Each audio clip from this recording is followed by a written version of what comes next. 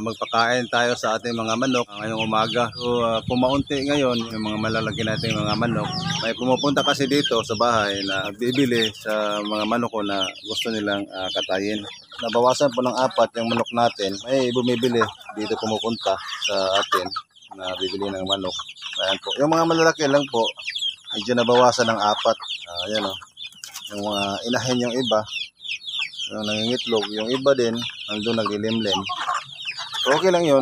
Nakabenta tayo ng manok kasi para pang pakain din natin sa ating mga sisiw, ating mga manok. Dito din ako kumukuha ng papagkain sa aking mga manok. Sa benta ko dito sa aking mga manukan. Bali itong pagkain sa natin, yung mga sisiw natin na medyo malaki-laki na. Bimig po, Bimig grower 2 ang pinapakain ko dito. Ang pagkain ng baboy, ano, malakas kumain. Okay lang yun kasi maganda tingnan, no? Okay lang yun na malakas lang kumain para mabilis din silang lumaki.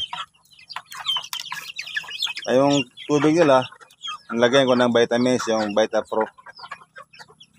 Ayan o. Pero itong mga malalaki na talaga, yung naibenta na, minsan kasi, hindi naman lahat ng panahon na mayroon tayo. Pag may panahon na wala tayo, hindi tayo mahirapan dahil ang pinapakain natin dito is yung mga organic lang. Ayan o. Inhaluan natin ng organic. Ano ito? Gawa po ito sa dahon ng kangkong, yung dahon ng malunggay. Pinagsasama-sama ko yung dalawa at saka niluto ko.